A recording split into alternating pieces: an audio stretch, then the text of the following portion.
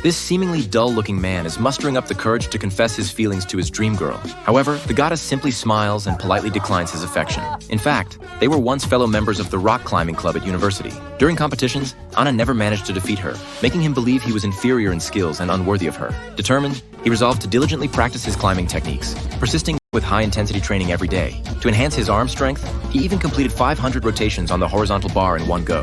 Eventually, he transformed from a scrawny youth into a muscular, incredibly strong, tough guy. Today happens to be his mother's birthday. Having heard that Jung, the girl he adores, now works at a hotel, Anand dons a sharp suit and takes his family there, hoping she will notice his metamorphosis. Unfortunately, Jung remains unmoved. It turns out she learned from friends that apart from his muscles, Anand has nothing. No stable job, no savings, and even needs to ask his family for money to get a haircut. Such a man is clearly not someone to entrust her life to. Feeling utterly dejected, Anand can only console himself. Among the millions of unemployed Korean youths, at least he is the most robust one. Little does he realize that this very physical prowess will soon face a real test. While the family is enjoying a heartwarming moment at the hotel, a burning car suddenly crashes into a vehicle loaded with gas cylinders. The tremendous explosion blasts a hole in the hotel building. Gas cylinders roll to Anand's feet and he realizes disaster has struck. He immediately pulls his mother and runs, grabbing Jung along the way. However, as the hotel manager, Jung resolutely decides to return to the scene to activate the alarm and organize the evacuation of guests.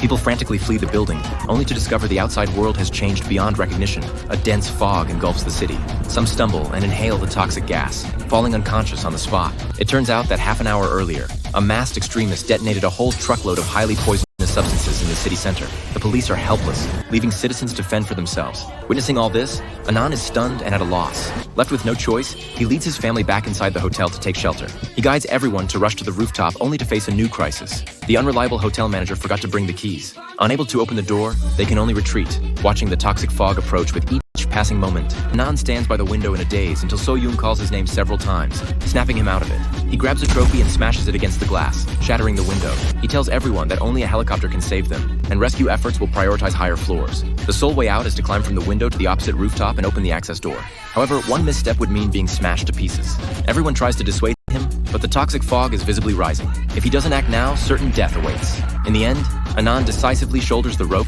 steps out of the window and leaps, miraculously reaching the opposite balcony. He grits his teeth and climbs upward as if transforming into a superhero. But the moment he looks down at the abyss beneath his feet, fear surges through his heart. He's no hero, just an ordinary person who can't even find a job. He even unties the only safety rope protecting him, completely entrusting his life to fate.